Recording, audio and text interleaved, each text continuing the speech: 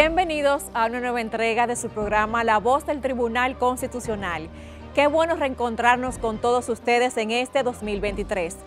Desde esta alta corte tenemos el compromiso de seguir fomentando la cultura constitucional para seguir formando ciudadanos más comprometidos con los buenos valores de este generoso pueblo, para que sean multiplicadores de una constitución viva. Saludamos también a este público importante que son nuestros acompañantes en la distancia. Nos referimos a la diáspora, residente en el exterior. Sean todos bienvenidos. Esta semana compartiremos un programa especial donde nuestro compañero Chanel Liranzo conversó con varios invitados internacionales especiales sobre el tema los embates de la globalización. Y para hablarnos al respecto nos acompañan el magistrado Enrique Arnaldo Alcubilla, juez del Tribunal Constitucional de España y presidente de la Conferencia Iberoamericana de Justicia Constitucional, quien nos compartirá su experiencia sobre los embates de la globalización al principio democrático. También nos acompaña el doctor Miguel Ángel Sevilla Duro, profesor y doctorando en Derecho Constitucional de la Universidad Castilla-La Mancha, España, con el tema Diálogo entre Tribunales. Y para completar esta tripleta de excelentes profesionales del derecho iberoamericano, también tendremos a la doctora Tatiana Cardoso, profesora adjunta de Derecho Internacional de la Universidad Federal de Uberlândia, Brasil. Ella nos hablará acerca de la Unión Aduanera, Mercado Común del Sur, Mercosur. Como ven, esta semana tenemos un contenido de primera para todos ustedes, además de nuestros segmentos acostumbrados, efemérides constitucionales, el reportaje y mucho más. De inmediato iniciamos conociendo el artículo número 68 de la Constitución, que trata sobre las garantías de los derechos fundamentales. Veámoslo.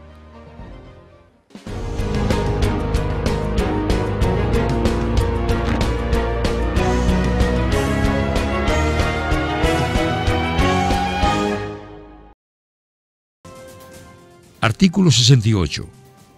Garantías de los derechos fundamentales. La Constitución garantiza la efectividad de los derechos fundamentales a través de los mecanismos de tutela y protección que ofrecen a la persona la posibilidad de obtener la satisfacción de sus derechos frente a los sujetos obligados o deudores de los mismos. Los derechos fundamentales vinculan a todos los poderes públicos, los cuales deben garantizar su efectividad en los términos establecidos por la presente Constitución y por la ley.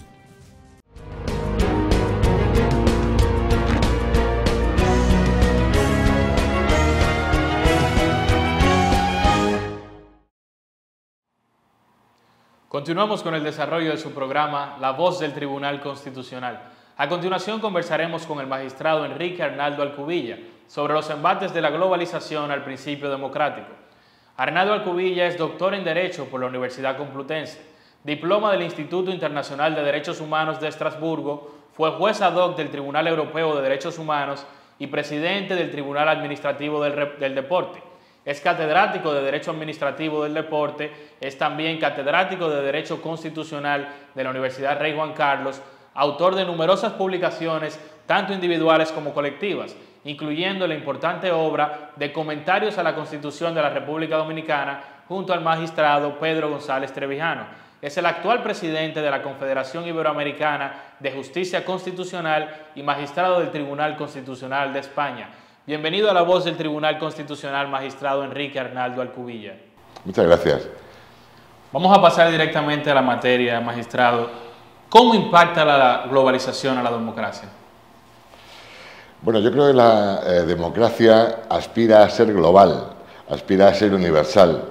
Es quizá una aspiración un poco ingenua porque, digamos, para que pueda prosperar, pueda implantarse la democracia, hace falta una serie de condiciones, no solamente culturales, económicas, sociales, pero la democracia tiene aspiración de ser universal. ¿Por qué? Porque es el modelo de gobierno basado en el triunfo de la mayoría, en el gobierno de la mayoría, con respeto a los derechos de las minorías. Es el único gobierno en el que es capaz de articular la separación de poderes con la garantía de los derechos de los ciudadanos, con la supremacía de la ley, con las elecciones libres, abiertas y competitivas. La globalización económica sí afecta a la democracia desde otro punto de vista, ¿no? Es decir, digamos, los estados democráticos no compiten económicamente en igualdad de condiciones con los estados no democráticos. En los estados no democráticos, y podemos ejemplificarlo en China, China no es una democracia, no se respetan los derechos de los trabajadores, no hay una jornada laboral, no hay una serie de condiciones y por tanto los productos son más económicos, más baratos y no compiten por tanto en igualdad de condiciones, ¿no? Digamos, se aprovechan de la no democracia en la competición con la democracia en la que los trabajadores están en otras condiciones. Pero claro, los avances hacia la democracia en esos países los veo todavía muy lejanos en el tiempo. Poníamos el caso de la aspiración del sociólogo americano, del politólogo Francis Fukuyama, de que con la caída del telón de acero la democracia era triunfante, iban a desaparecer otras formas políticas, ¿no? No se ha producido, no se ha cumplido sino que cada vez la distancia es mayor, hay una mayor bipolaridad, un mayor enfrentamiento político y sobre todo económico, ¿no? Magistrado, usted menciona el caso de China, pero podríamos decir, o partiendo de esto, que no afecta de igual forma a todos los estados, la globalización a fin de cuentas. Bueno, digamos, la globalización significa muchas cosas, ¿no? Es decir, en este congreso están explicando que hasta el diccionario de la Real Academia tiene tres acepciones de la parte de la globalización. Lo que afecta a todo el mundo es la globalización económica, la globalización comercial, ¿no? Es decir, nosotros vamos por una ciudad por Lisboa o vamos por París y estamos viendo las mismas tiendas, estamos viendo casi los mismos parquímetros, las mismas antiguas cabinas telefónicas. Vemos todo es parecido, ¿no? Se está pareciendo, hay un idioma universal, que os está volviendo universal, que es el inglés, todo el mundo utiliza los mismos smartphones, las mismas... Es decir, hay una cierta identidad de comportamientos, ¿no? Y eso es lo que afecta la globalización desde el punto de vista de los estados. Esa globalización es fundamentalmente, a mi juicio, en las relaciones económicas, ¿no? Yo lo veo sobre todo un fenómeno económico. Y esa tensión del poder económico y el poder político, ¿quién va ganando? ¿Quién va adelante? Bueno, el sistema, sin duda, siempre gana la economía, ¿no? Es decir, la economía marca las pautas de los países, ¿no? Es decir, cuando en un país se plantea una posible alternativa política, normalmente viene planteada como consecuencia de una cierta conflicto económico, crisis económica, ¿no? Es decir, por tanto, siempre suele mandar la economía en sentido muy amplio, ¿no? Todas las constituciones tienen muy pocos preceptos dedicados a la economía, son austeras en la definición de los principios económicos, pero son los que mandan. Quiere decir que a veces esos principios económicos son implícitos y hay muchas habilitaciones al legislador, ¿no? Para que determinen el contenido del orden económico y productivo. Digamos, si el ministerio potente de los gobiernos es el ministerio económico, eso quiere decir que manda la economía. Manda la economía. ¿De qué forma, y viéndolo ya como una forma de respuesta, de qué forma el derecho constitucional puede dar respuesta a los problemas o a las situaciones de la globalización económica en materia de democracia? Bueno, en este congreso hemos oído a un viejo profesor italiano, un filósofo del derecho, Ferrajoli, que nos ha hablado de una teoría curiosa que es la que él llama constitución de la tierra, ¿no? O para la tierra, ¿no? Bueno, también hace un montón de siglos Tomás Moro escribió un libro que se llama Utopía, ¿no? El mundo es capaz de hacer declaraciones universales de derechos, ¿no? Una convención de derechos de la discapacidad, pero no creo que sea capaz de tener una constitución. Nosotros en Europa lo intentamos, se redactó una constitución europea que fue sometida a referéndum en algunos países, entonces en España salió, digamos, con creces, aunque hubo muy poca participación, pero en otros países no salió, ¿no? Ni siquiera en un ámbito en donde hay una confluencia de identidad de valores y principios como el europeo, hemos sido capaces de hacer una constitución. Ahora bien, lo que sí defiendo es la superioridad la superioridad ética, la superioridad moral, la superioridad racional del constitucionalismo democrático liberal sobre cualquier otra forma. Entonces, digamos, el derecho constitucional ofrece, el derecho constitucional de los estados democráticos de derecho ofrece un modelo universalizable, un modelo exportable, un modelo asumible, pero que va conquistando, o ha ido conquistando muy lentamente, digamos, gran parte del globo terráqueo. ¿Qué ocurre? Que hay mucha regresión. Es decir, países que estaban, sobre todo en el área iberoamericana, que estaban en ese contexto, han dado notables pasos atrás. Y este sí que es un peligro, ¿no? Este es un peligro. Porque el progreso económico en el sentido entendido como bienestar generalizado de la población, como la aspiración a unas condiciones materiales, vitales, digamos, universalizables para toda la población, solamente es posible con el modelo democrático. Si vemos los países africanos, tenemos el ejemplo más evidente de que, digamos, los autoritarismos de distinto signo son incapaces de garantizar eso. Entonces, por tanto, cuando hablamos del derecho constitucional, solamente podemos hablar del derecho constitucional democrático, ¿no? Porque el otro no es derecho constitucional. Lo explicaba también en este congreso el profesor peruano, ¿no? Es decir, Gerardo Eto decía, claro, recordaba lo que ya escribió Karl Loewenstein hace años, ¿no? Karl Loewenstein era un alemán que se fue a Estados Unidos como cuando triunfó Hitler, ¿no? en Alemania, y él conocía perfectamente el totalitarismo y definió la diferencia entre las constituciones normativas, que son las que realmente articulan la vida. Son constituciones de países que se rigen por su constitución, de otros en donde la constitución es semántica o nominal, es decir, es una aspiración, un adorno del sistema, ¿no? Y claro, con una versión puramente ficticia no es posible alcanzar ese progreso, ¿no? Claro. Muchas gracias, magistrado Enrique Arnaldo Alcubilla, por acompañarnos en este programa de La Voz del Tribunal Constitucional. Pues muchas gracias a ti y a vosotros. Estuvimos conversando con el magistrado Enrique Arnaldo Alcubilla sobre los embates de la globalización al principio democrático. Tras la pausa, no se muevan porque continuamos con más de este programa, La Voz del Tribunal Constitucional.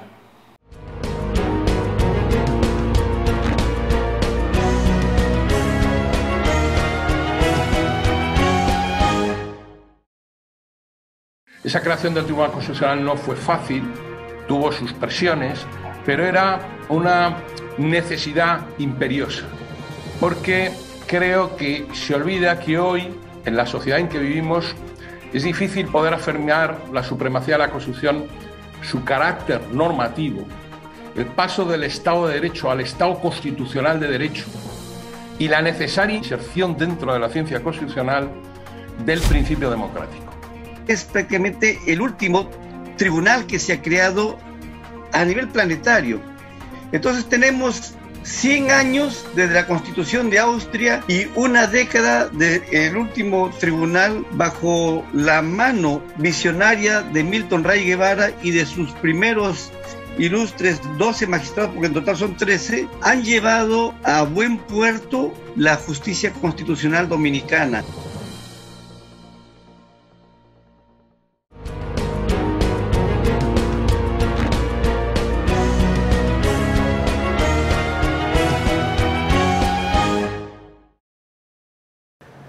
Saludos y bienvenido al segmento Hablan los Jueces. Soy José Alejandro Ayuso, juez del Tribunal Constitucional, y en el día de hoy vamos a tratar el interesante tema, la inconvencionalidad por omisión del Estado constitucional al Estado convencional. La Constitución Dominicana, con la profunda reforma del 2010 que instauró el Tribunal Constitucional, estableció un Estado social y democrático de derecho en el que la función esencial del Estado es la protección efectiva de los derechos de la persona y el respeto de su dignidad. A tales efectos, y desde el 1966, la República Dominicana es constitucionalmente un Estado miembro de la comunidad internacional, abierto a la cooperación y apegado a las normas del derecho internacional, por lo que el régimen aplicable a los tratados internacionales es que, luego de ratificados por el Congreso, regirán en el ámbito interno. El constituyente del 2010 optó de manera expresa en su artículo 74.3 porque los tratados relativos a derechos humanos tengan jerarquía constitucional y que sean de aplicación directa e inmediata por los tribunales y demás órganos del Estado, y que junto a las normas de jus cogens conformen el bloque de convencionalidad. Es por ello que es acertada la propuesta del profesor Hernández Mendible de adoptar el concepto de Estado convencional, el que cimienta sus raíces en la interpretación y la aplicación de las reglas del derecho internacional, del derecho de los derechos humanos y del derecho nacional para exigir a los órganos que ejercen poder público su obligación de garantía efectiva de los derechos humanos y la reparación de las violaciones por la actividad e inactividad de los órganos del Estado. En cuanto a la configuración constitucional y legal de la inconvencionalidad por omisión en la República Dominicana, la Constitución no prevé en las atribuciones de control del Tribunal Constitucional el de la inconstitucionalidad por omisión. Sin embargo, esta no es ajena a la defensa del orden constitucional que instituyó el legislador orgánico en la Ley 137.13 del Tribunal Constitucional y de los procedimientos constitucionales.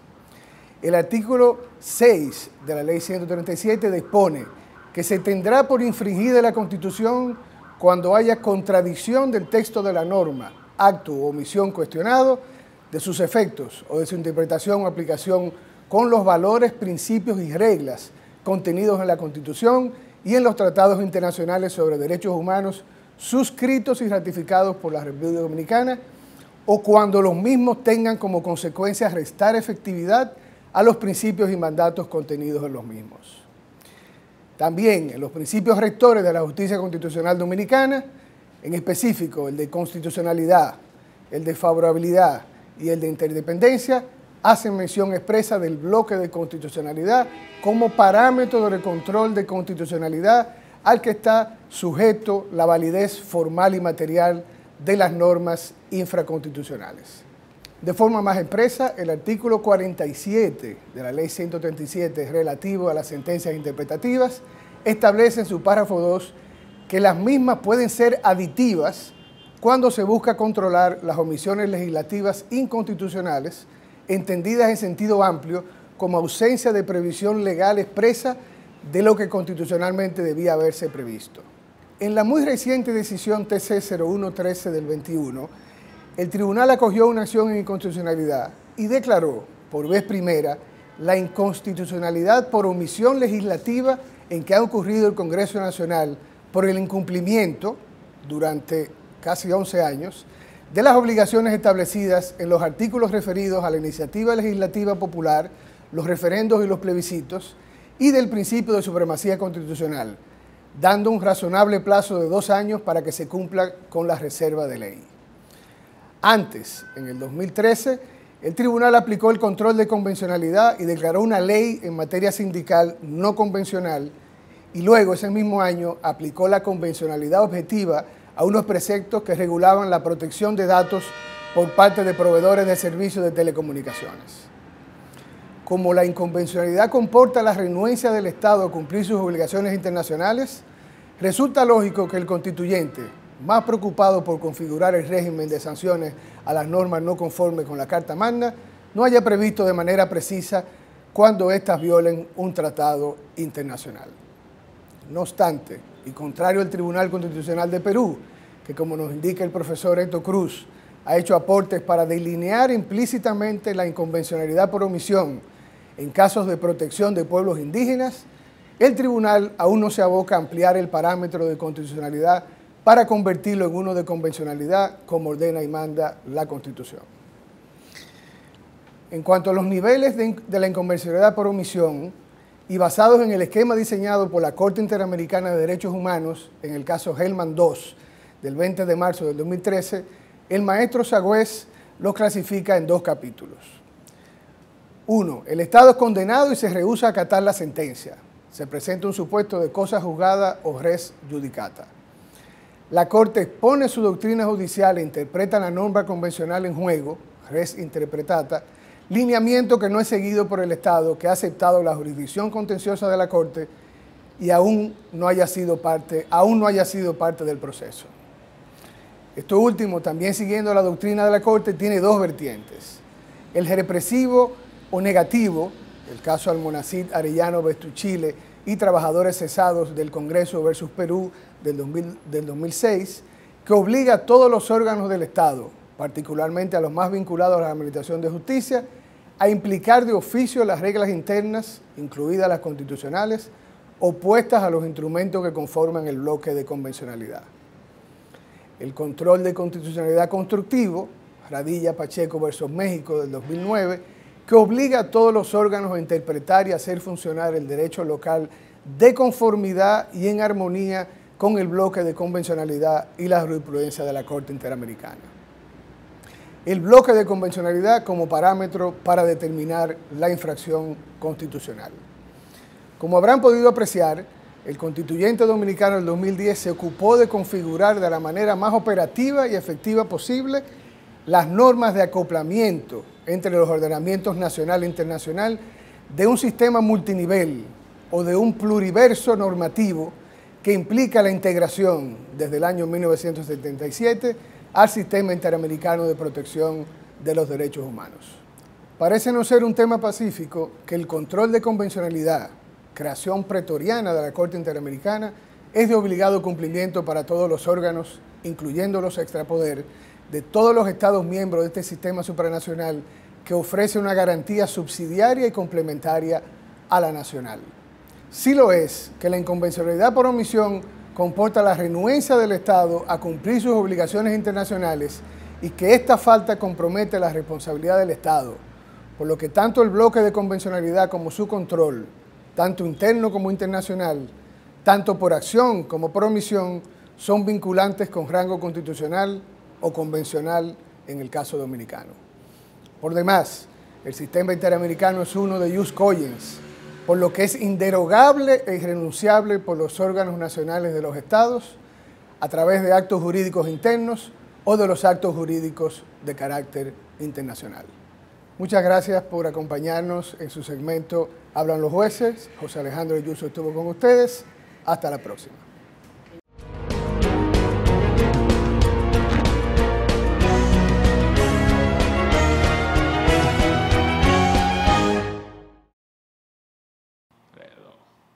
Continuamos con el desarrollo de su programa La Voz del Tribunal Constitucional. A continuación conversaremos con la doctora brasileña Tatiana Cardoso Esquef sobre Derecho Internacional y Mercosur. La doctora Cardoso Esquef es doctorado en Derecho Internacional, profesora en Derecho Internacional Público y Privado. Ocupa un puesto de profesora adjunta de Derecho Internacional en la Universidad Federal de Uberlândia, Brasil, donde enseña para los niveles de grado y posgrado. Es co-líder del grupo de investigación sobre Derecho Internacional en la misma universidad, miembro de la Asociación de Derecho Internacional, sucursal brasileña. Bienvenida a La Voz del Tribunal Constitucional, doctora Cardoso Esquef. Mucho gusto estar acá, es un placer poder hablar un poco sobre el Mercosur con ustedes. Profesora Cardoso, en términos prácticos, ¿en qué consiste el Mercosur? El Mercosur es una zona de integración formada por Brasil, Argentina, Uruguay, Paraguay y Venezuela, que se formó en 1991 y que tendría la intención de formar un mercado común al final del proyecto, pero hasta ahora no lo tenemos. ¿Cuál es la importancia de este sistema de integración? Bueno, el Mercosur es muy importante porque los países principales o las principales economías del bloque serían Brasil y Argentina. Y cuando se firmó o se construyó el Mercosur en 1991, estos países salían de un periodo muy malo que era la dictadura militar, y con la redemocratización y la abertura de los mercados, estos países necesitaban incluirse en el mercado internacional.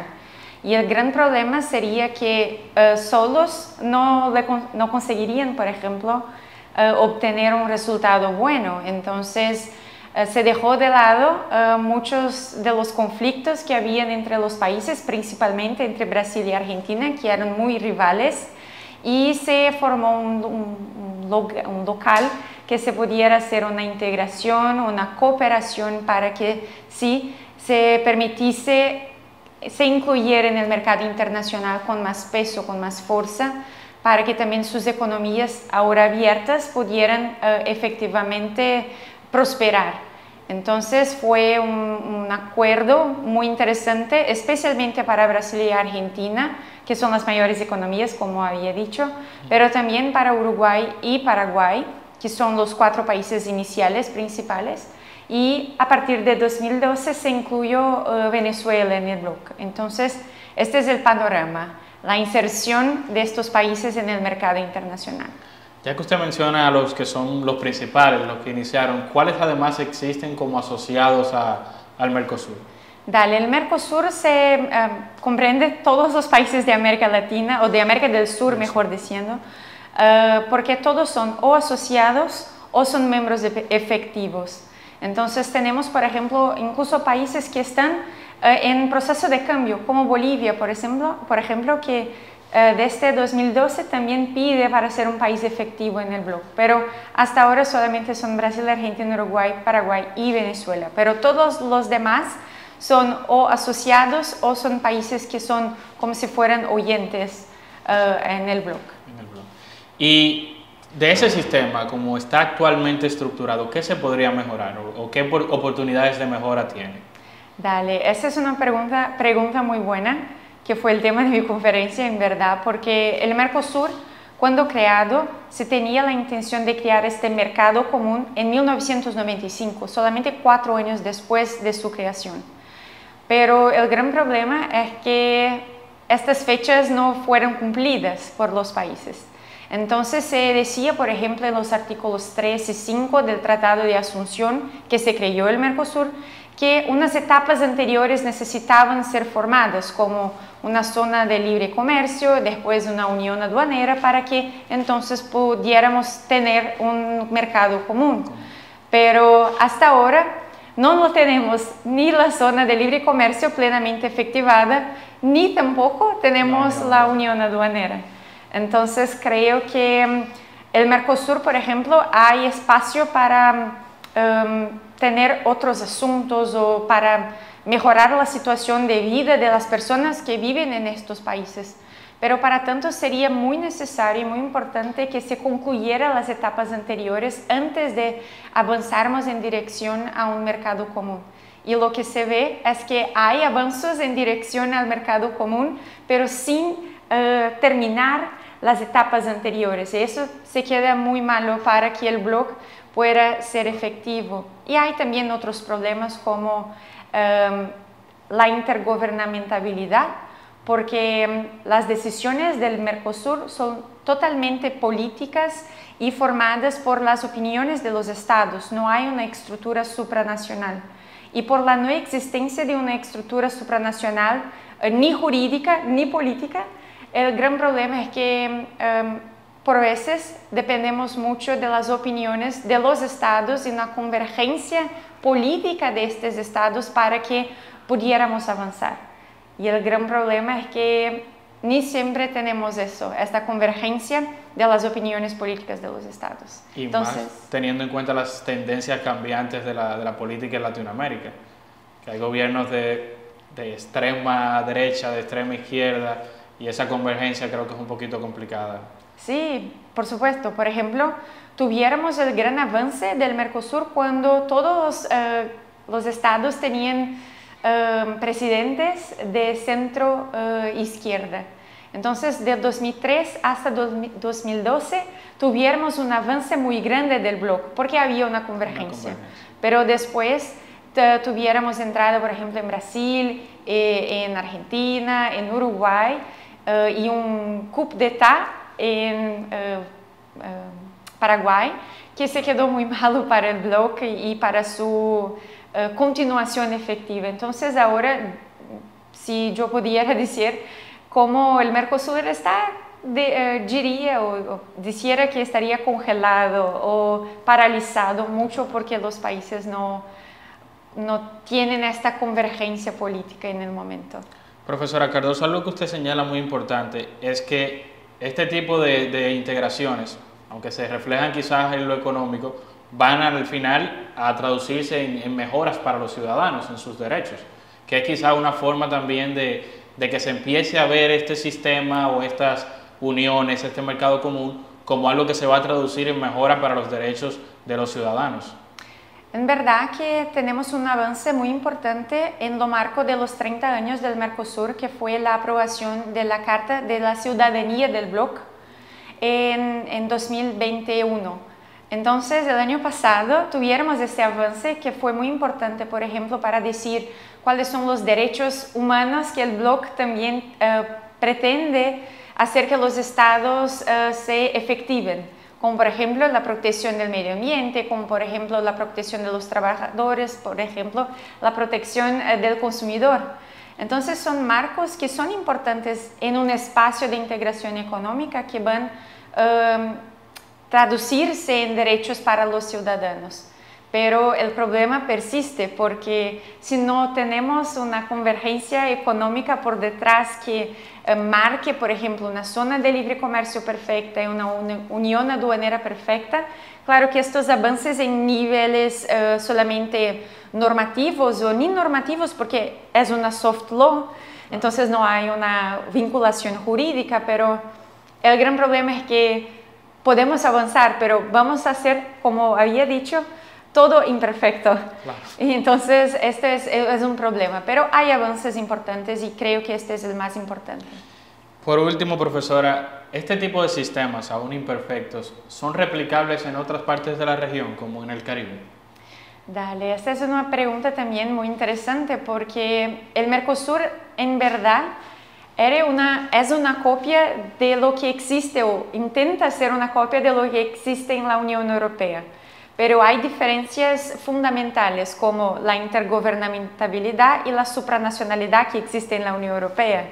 Y no solo eso, claro, cuando hablamos de Unión Europea estamos hablando de un bloque que se formó después de la Segunda Guerra Mundial, entonces hay muchos años de convergencia, de diálogo entre los países. Lo que Mercosur, ahora claro, 30 años, pero Unión Europea tiene como unos 50, 60. A un primer siglo prácticamente. Sí, entonces creo que, no sé si Mercosur sería replicable, pero sería una posibilidad, por ejemplo, de mirar lo que existe en otros bloques para que tal vez podríamos también mejorar lo nuestro.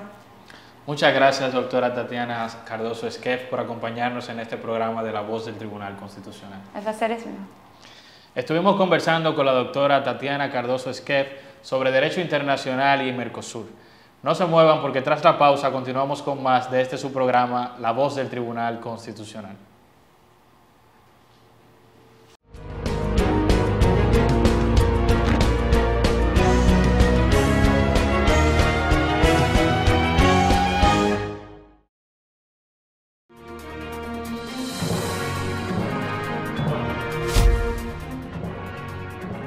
Expreso también mi sincero reconocimiento al presidente del Tribunal Constitucional de la República Dominicana, a todas las personas que han hecho posible, con su dedicación y esfuerzo, la proyección de este órgano constitucional del Estado, la realización de los principios y valores de nuestro Estado de Derecho, que reconoce a la monarquía parlamentaria como símbolo de su unidad y permanencia.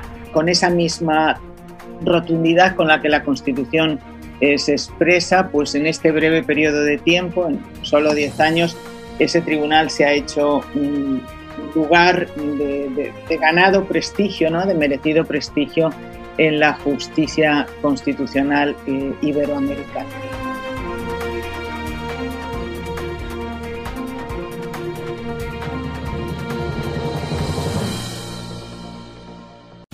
El Tribunal Constitucional de la República Dominicana tiene como misión la difusión y divulgación de nuestra Constitución.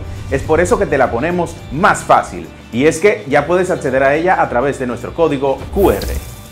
Mira, es muy sencillo. Donde quiera que veas este código, escanéalo en nuestras publicaciones, vallas, periódicos o hasta en el televisor y en un segundo obtendrás la Constitución Dominicana en tu tablet o teléfono. ¿Qué esperas? Accede a nuestro código QR y obtendrás la Constitución Dominicana en la palma de tus manos.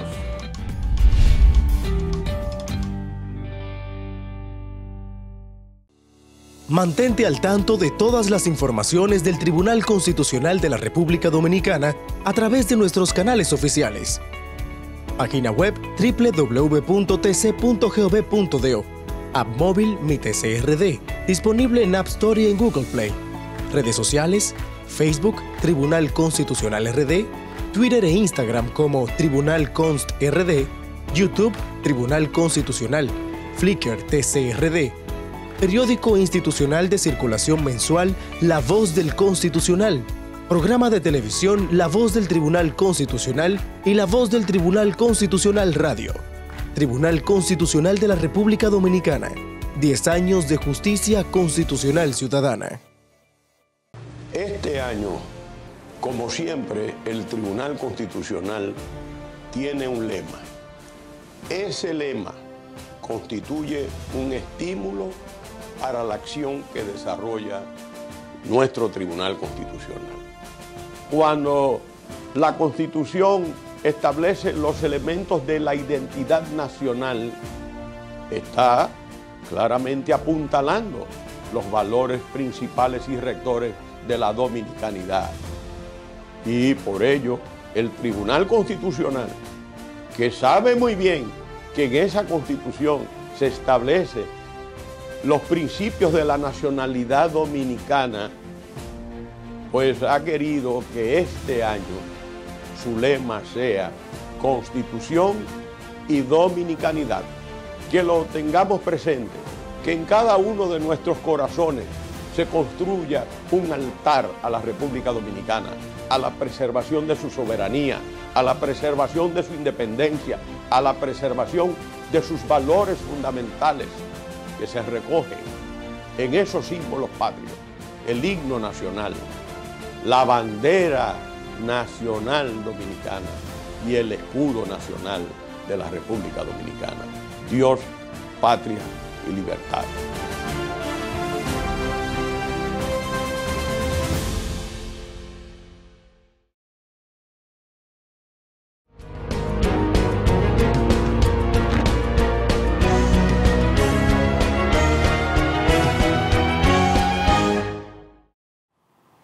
Continuamos con el desarrollo de su programa La Voz del Tribunal Constitucional. En esta ocasión conversaremos con Miguel Ángel Sevilla Duro sobre el tema el diálogo entre tribunales. El señor Sevilla Duro es doctorando en Derecho Constitucional por la Universidad Castilla-La Mancha en España, graduado en Derecho por la misma universidad, también máster en Acceso a la Abogacía por la Universidad Rey Juan Carlos y máster en Derecho Constitucional por el Centro de Estudios Políticos y Constitucionales. Actualmente es profesor de Derecho Constitucional para la Universidad de Castilla-La Mancha en la Facultad de Derecho de Albacete. Bienvenido, Miguel Ángel Sevilla Duro, a este su programa, La Voz del Tribunal Constitucional. Muchísimas gracias, Janel, y encantado, un placer estar aquí. Vamos a pasar directamente a la materia, profesor Sevilla Duro. En términos generales, ¿en qué consiste el diálogo entre tribunales?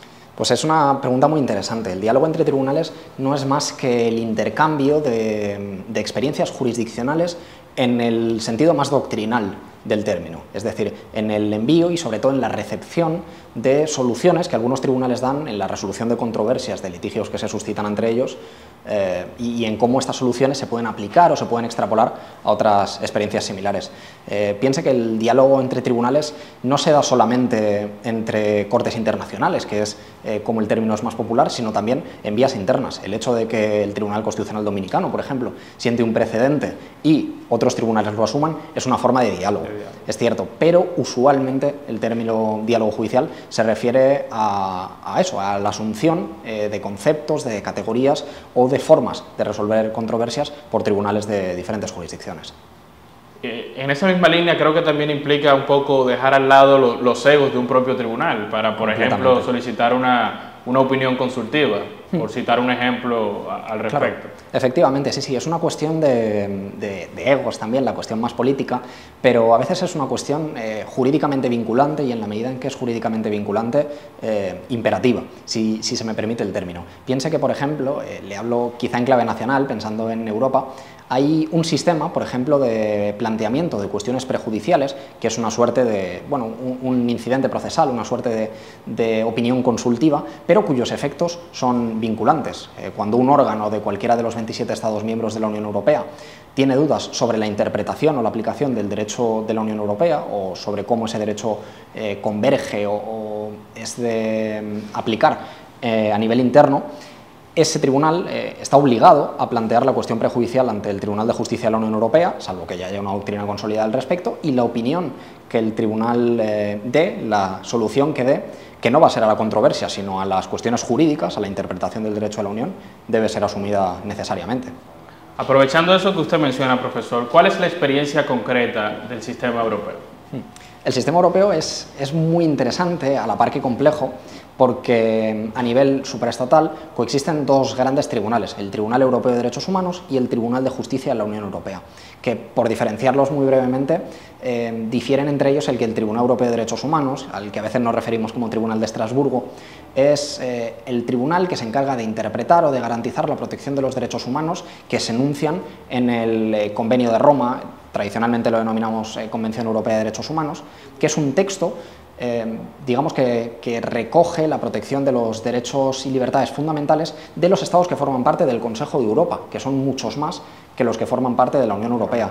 Recientemente, yo creo que fue el 16 de septiembre o el 17 de septiembre, si no me falla la memoria, Rusia dejó de formar parte del Convenio Europeo de Derechos Humanos, ya lo había dejado de ser del Consejo de Europa, o sea que imagínese la disparidad interpretativa también que hay entre unos estados y otros. Y por otro lado tenemos el Tribunal de Justicia de la Unión Europea, al que a veces informalmente nos referimos como Tribunal de Luxemburgo, por el lugar donde tiene la sede, efectivamente, que este tribunal es el máximo intérprete del derecho de la Unión Europea. Pero todos los demás jueces, el juez, yo siempre lo digo, el juez de mi pueblo también es juez de derecho de la Unión Europea porque se encarga de interpretarlo y aplicarlo. Lo que ocurre es que a mayor escala el máximo intérprete es el Tribunal de Justicia de la Unión. Con lo cual, muchas veces, pese a que el Tribunal de Justicia de la Unión Europea obviamente solo tiene jurisdicción sobre los estados que forman parte de la Unión, han de coexistir y han de dialogar efectivamente entre ellos. Desde que se formula prácticamente el proyecto de integración europea, ya en el año 1953, se proyecta una comunidad política europea que luego no sale adelante, pero en ese proyecto de comunidad política europea se hace referencia expresa al deseo de la Unión Europea de adherirse al Convenio Europeo de Derechos Humanos, que es este texto, como le decía, del Consejo de Europa. Y posteriormente eso ha ido fluyendo hasta que en el Tratado de Lisboa, que recoge algunas cuestiones del proyecto de Constitución Europea que no sale adelante en el año 2004, se establece en el artículo 6.1 y 6.2 tanto el establecimiento de una Carta de Derechos Fundamentales de la Unión como la obligatoriedad de que la Unión Europea se adhiera al Convenio Europeo de Derechos Humanos. Esto genera algunas discrepancias y algunas disonancias, en tanto no queda claro para parte de la doctrina cómo habrían de relacionarse los dos tribunales, porque se considera que el Tribunal Europeo de Derechos Humanos, de una organización internacional independiente de la Unión Europea, podría resolver sobre algunas cuestiones entre estados de la Unión Europea. Y bueno, por esas razones el Tribunal de Justicia de la Unión Europea, en su dictamen 2/2013, que es célebre, que se publicó en 2014, estableció que la Unión Europea no podía adherirse al Convenio Europeo de Derechos Humanos ni someterse en consecuencia a la jurisdicción de Estrasburgo, porque el proyecto no era lo suficientemente claro. Y hay autores, recogiendo lo que usted decía, que hablan precisamente de que esta decisión es más política que jurídica. Pero bueno, en todo caso es una cuestión que está de nuevo en tramitación. De hecho, creo que la semana pasada se volvieron a reunir el grupo que trata sobre la adhesión de la Unión Europea al Convenio Europeo de Derechos Humanos, y eso ha hecho que los dos tribunales dialoguen constantemente. A fruto de esto y a consecuencia de esto, ¿qué contribuciones o beneficios podemos recoger de este llamado diálogo entre tribunales, viendo su experiencia en el sistema europeo? Claro, también es seguramente la pregunta más importante: ¿cómo repercute en la protección de los derechos fundamentales y las libertades fundamentales de los ciudadanos? Realmente, desde mi punto de vista, esta experiencia es muy nutritiva porque, en principio, hay diferentes técnicas de cohabitación que se denomina para que ambos tribunales coexistan, y una de estas técnicas de cohabitación es la presunción de protección equivalente. En ocasiones, cuando se han planteado litigios ante el Tribunal Europeo de Derechos Humanos que previamente se habían suscitado ante el Tribunal de Justicia de la Unión Europea, para coexistir y para no solaparse, lo que ha dicho el Tribunal Europeo de Derechos Humanos es, bueno, en la medida en que el Tribunal de Justicia de la Unión Europea proteja de forma equivalente, y se presume que lo hace, los derechos humanos, yo respetaré su decisión. En definitiva, lo que ha ocurrido, hay muchas otras técnicas de cohabitación, le mencionaba esta, pero podríamos destacar la interpretación conforme o tantas otras, pero en última instancia lo que produce o lo que fomenta es una protección cada vez más elevada de los derechos y las libertades públicas. Piense que los casos conflictivos, por llamarlos de algún modo, entre ambos tribunales, arrancan prácticamente no sé, en 1974, si no me falla la memoria, el Tribunal de Justicia de la Unión dicta una sentencia sobre el caso Nold, en el que admite por primera vez que los instrumentos internacionales de protección de los derechos humanos son de aplicación en la Unión Europea también, y muy posteriormente pues tenemos sentencias célebres, el caso Rutili y otras tantas, el caso Bósforus, por ejemplo, muchísimas otras, incluso hasta recientemente se establece ese diálogo judicial donde el Tribunal Europeo de Derechos Humanos, también en una suerte de autocontención, respeta lo que dice el Tribunal de Justicia de la Unión Europea, y este a su vez también asume ciertas construcciones o protecciones doctrinales elaboradas desde Estrasburgo, sin perjuicio de que a veces hay cierta disonancia en la protección de los derechos. Por ejemplo, en el caso del derecho de huelga o incluso en el derecho de la educación son diferentes los ámbitos de protección, y a eso hay que añadirle una capa más, que es la que hacen los tribunales constitucionales. Entonces tenemos tres textos normativos: el Convenio Europeo de Derechos Humanos, la Carta de Derechos Fundamentales de la Unión Europea y los catálogos de derechos de las constituciones nacionales, que aunque no difieren enormemente en ámbitos normativos o de redacción, a veces los artículos son muy similares, sí difieren en la interpretación que de ellos hacen sus intérpretes. Claro, eso tomando en cuenta el fracaso, si se quiere, del intento de Constitución Europea en su momento. Claro.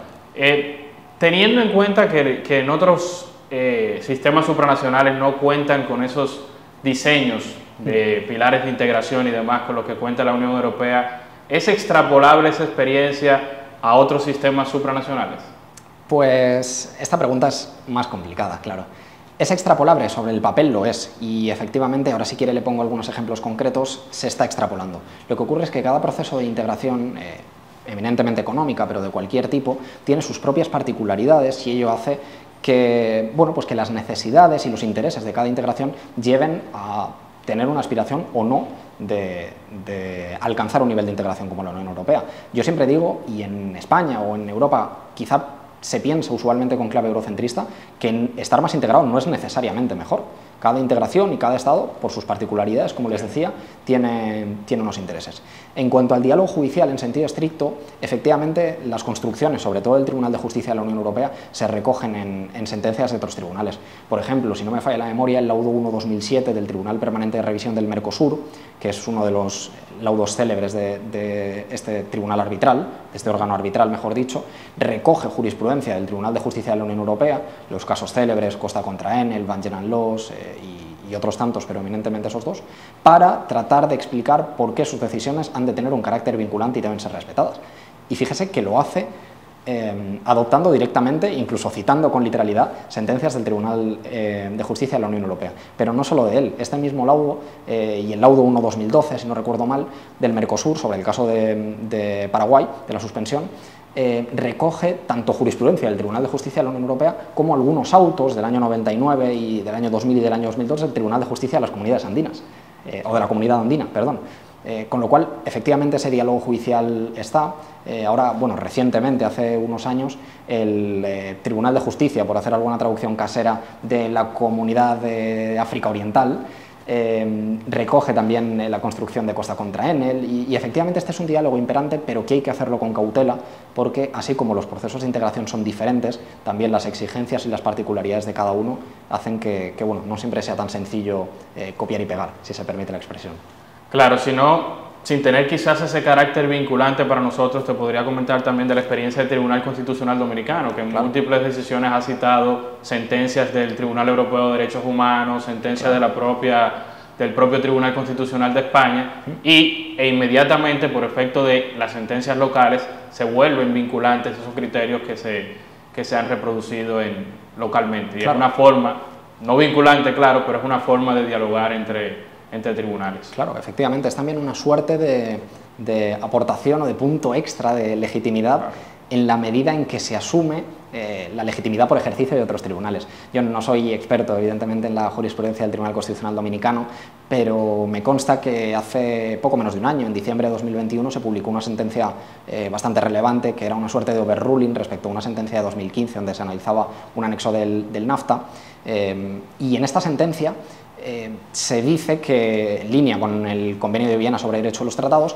que el Tribunal Constitucional Dominicano reconoce la supremacía de los tratados internacionales. Claro. Creo que el artículo 26.5 de la Constitución Dominicana, 26.5, reconoce precisamente esta supremacía, y el Tribunal Constitucional lo hace y se apoya también en jurisprudencia de otros tribunales. En esta sentencia de 2015, no recuerdo el nombre ni la fecha, sobre el asunto del CAFTA, hay un voto salvado también de una magistrada que, se me permite, obviaré el nombre porque tampoco lo recuerdo, pero en el fundamento 2.14, eso sí lo sé, también hace referencia precisamente a jurisprudencia de otros tribunales, y creo recordar que del español, para decir lo que posteriormente asume el Tribunal Constitucional Dominicano en 2021. Efectivamente, el diálogo es algo que no es un monólogo, efectivamente, sino que tiene varias partes.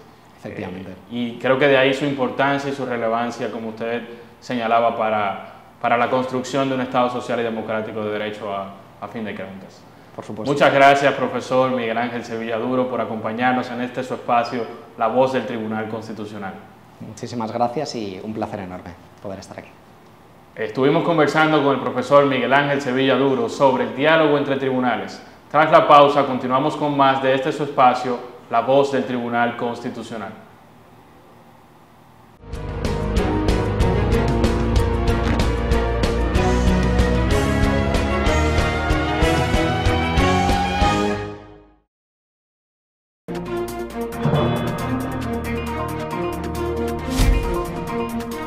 Soy un profundo defensor de la supermayoría del Tribunal Constitucional. De hecho, ya nos están estudiando en Polonia.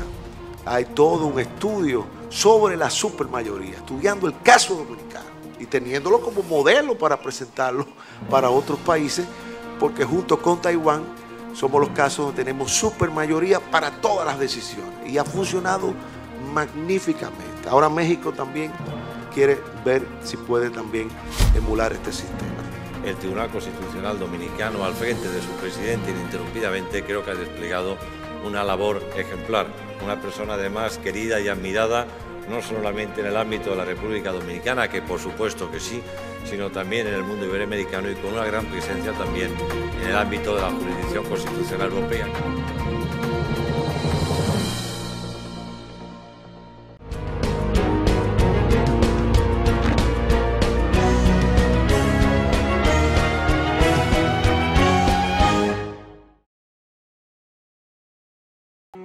La primera reforma constitucional dominicana se produjo en 1854, casi 10 años de haberse proclamado el texto original del 6 de noviembre de 1844.